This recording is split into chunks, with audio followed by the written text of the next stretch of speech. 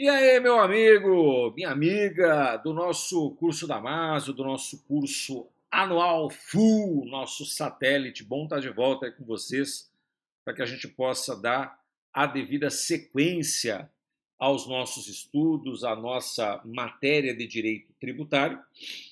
E é importante ressaltar a vocês que na aula passada eu trouxe informações pertinentes sobre os tributos espécies, notadamente falando dos impostos.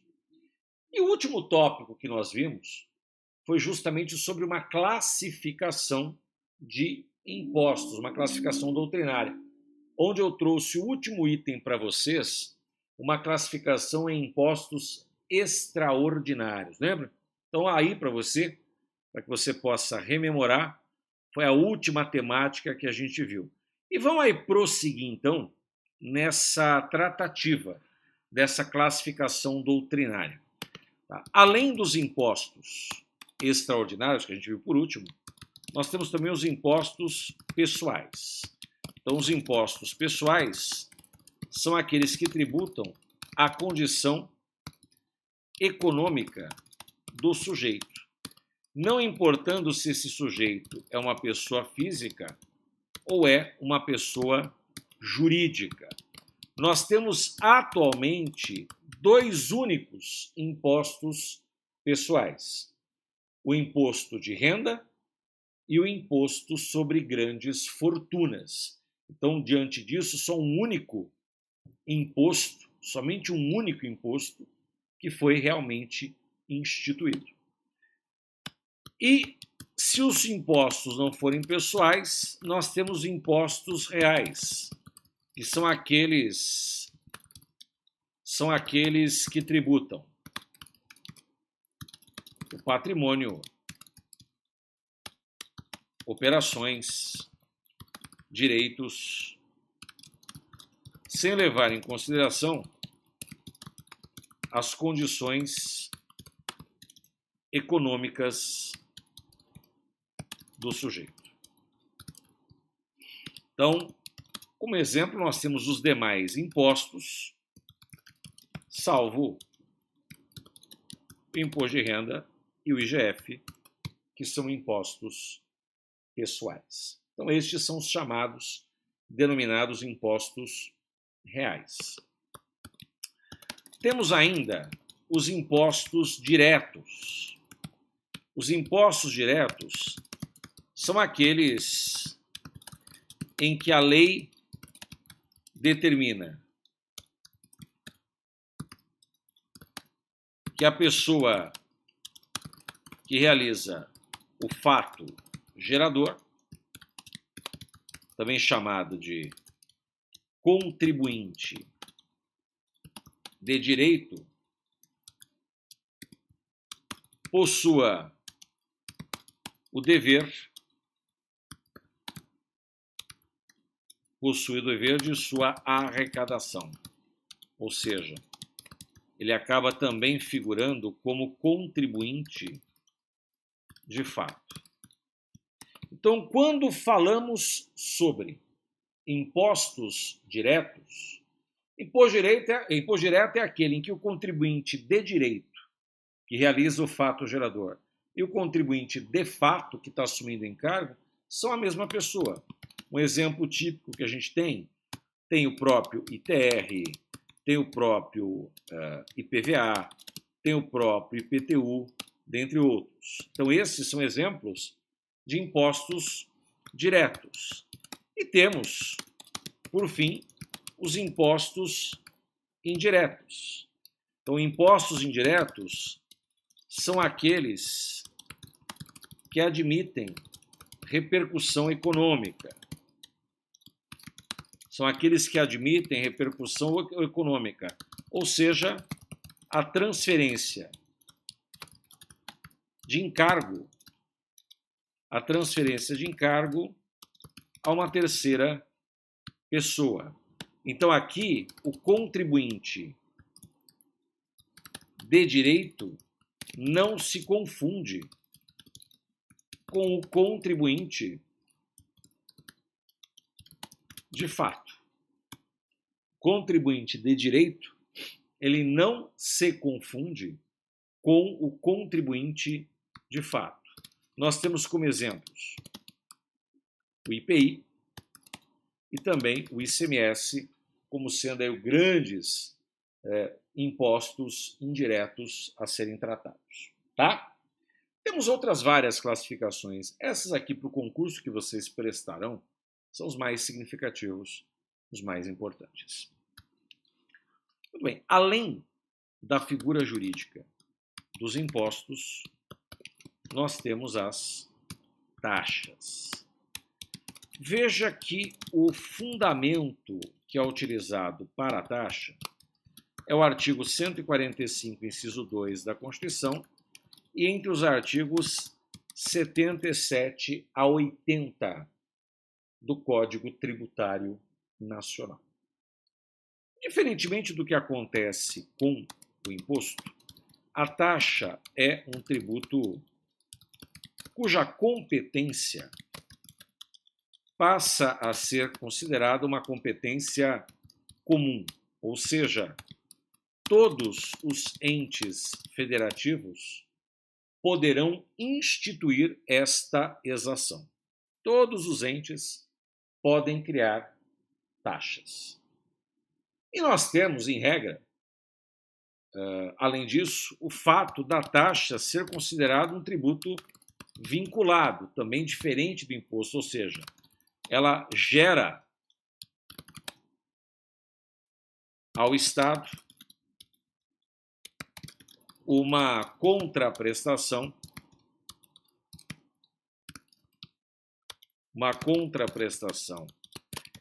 específica através de atividade própria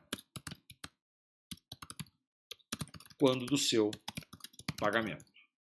Então, o imposto não gera nenhum dever de contraprestação imediato, diferentemente do que acontece com a figura jurídica da taxa. A taxa gera, nesse caso, uma contraprestação estatal. E a partir daí, nós temos, veja aqui, nesse caso, duas espécies pela norma de taxa. Inicialmente, nós temos a taxa de polícia. A taxa de polícia tem como seu fato gerador o exercício regular do poder de polícia. Então, o que vai gerar a possibilidade dos entes federativos criarem esse tributo é o exercício regular do poder de polícia. Quando se fala do poder de polícia, esse poder de polícia tem sua definição no artigo 78 do Código Tributário Nacional. E o poder de polícia é o poder, em resumo, tá, de fiscalização administrativa que limita direitos individuais relativamente à liberdade e à propriedade, em detrimento do interesse público. Então veja que não se confunde o poder de polícia, que é uma polícia administrativa, com polícia judiciária. Aqui nós estamos diante de uma polícia administrativa e não de uma polícia judiciária. Por esse mesmo argumento é que, neste caso, a gente não confunde uma coisa com outra. Um exemplo típico é a vigilância sanitária, a fiscalização de funcionamento de estabelecimentos. Então, isso passa a ser considerado uma polícia, nesse caso, judiciária. Aliás, uma polícia administrativa e não judiciária. Observe ainda que o que vai definitivamente gerar a possibilidade de se criar essa taxa é o que nós chamamos de exercício regular. Quando se fala de exercício regular, o exercício regular ele só existe em decorrência de um binômio: a legitimidade e a legalidade. Então eu parto de uma premissa que a pessoa que exerce a fiscalização é dotada de competência para isso, ou seja, tem legitimidade para o seu exercício. E esta fiscalização, ademais, ela está amparada por lei.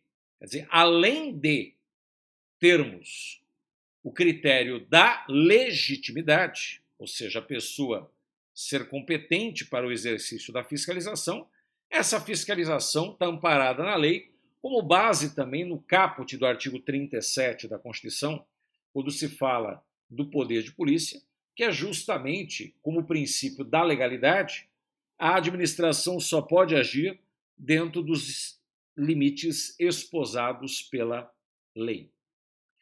Observe que dentro dessa questão da taxa de polícia, veja que nós temos determinados atributos do poder de polícia vinculados ao exercício da administração tributária. Então, por exemplo, nós temos, dentre esses atributos, nós temos a discricionariedade. E observe que a discricionariedade ela reside na forma em que a fiscalização tributária deverá ocorrer dentro do melhor atendimento do interesse público. Então, observe, cuidado, tá? Não existe discricionariedade na fiscalização propriamente dita, ou seja, o Estado ele não escolhe se ele vai fiscalizar ou não, é dever do Estado fiscalizar. O que é discricionário é a possibilidade do modus operandi, da forma em que a fiscalização se dará. Temos também a autoexecutoriedade, ou seja, a fiscalização tributária ocorrerá independentemente de autorização judicial, uma vez que é inerente ao próprio exercício da administração tributária esse mistério de fiscalização inerente, independentemente de manifestação do judiciário. Temos ainda a imperatividade, em que a fiscalização ocorrerá independentemente da autonomia de vontade do particular. Quer dizer, o particular ele não vai exercer nenhuma espécie de autonomia de vontade em querer ser fiscalizado ou não. A fiscalização ela é inerente ao Estado. É dever do Estado fiscalizar. E se houver ainda qualquer espécie de embaraço, ainda nós temos a coercibilidade, ou seja, a fiscalização tributária poderá se socorrer da polícia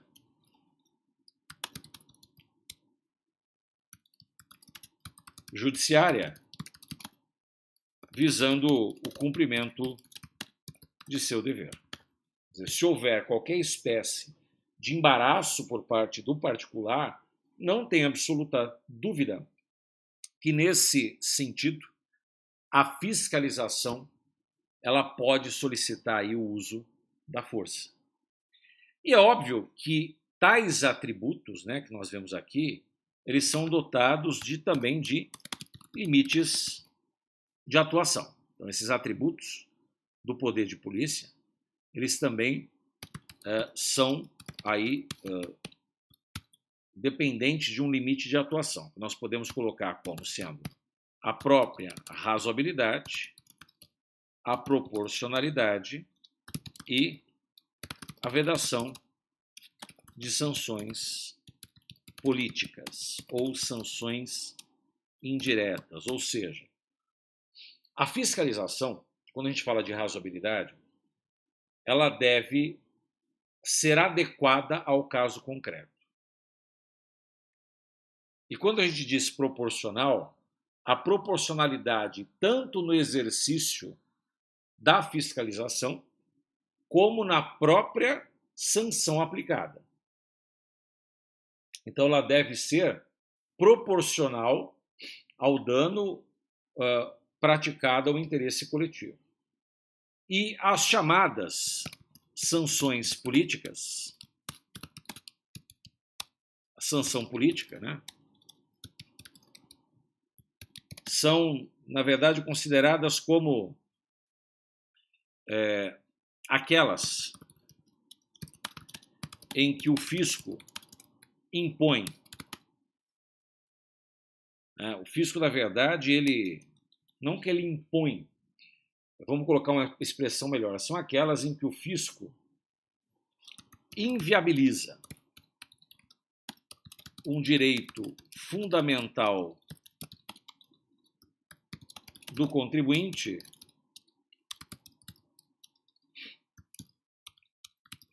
visando o cumprimento de obrigação,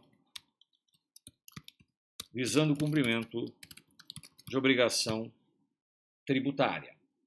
Isso sempre foi rechaçado pelo STF, conforme nós vemos na súmula 70, 323 e 547.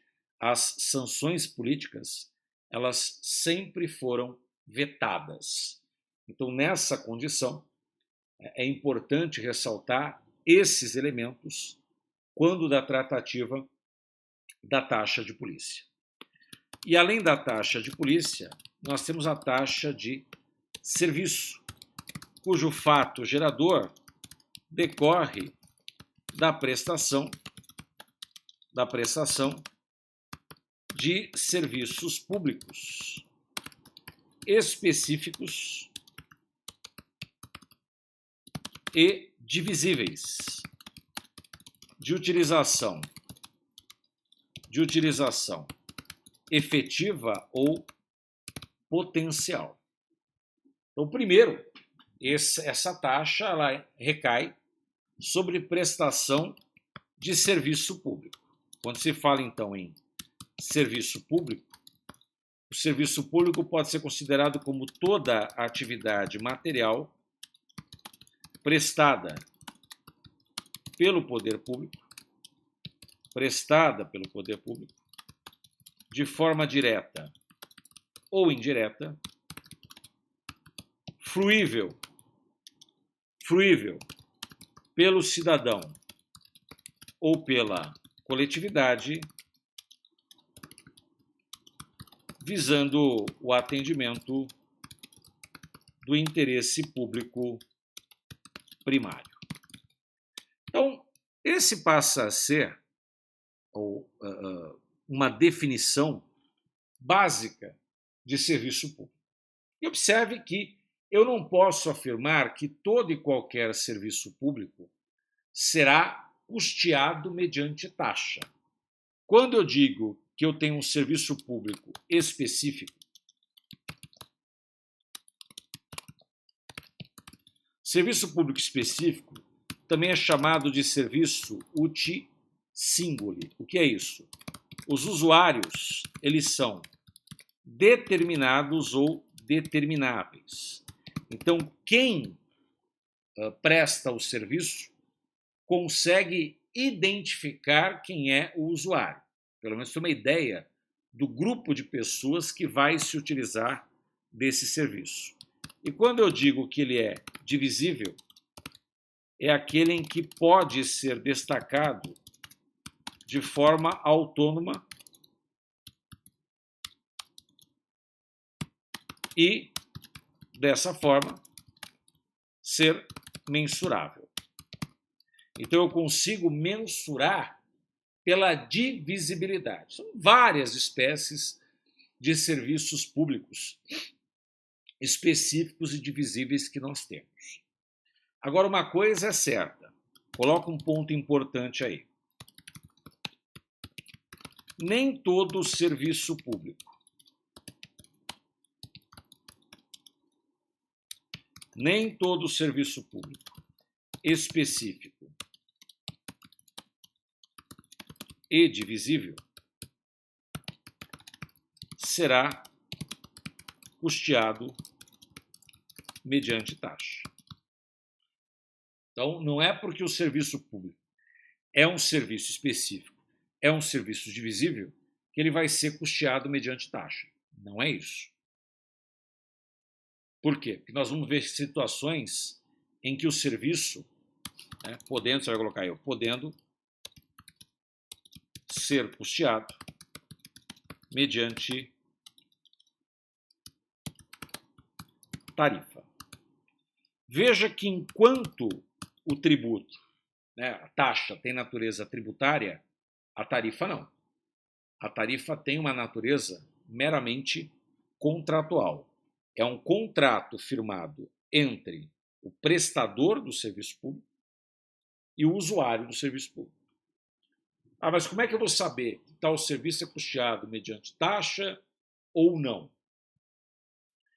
Então nós vamos para o nosso rápido, breve intervalo e na volta eu vou justamente tratar sobre isso. De que maneira a gente consegue analisar, então, quando um serviço é custeado de uma forma ou de outra. Beleza? Já voltamos.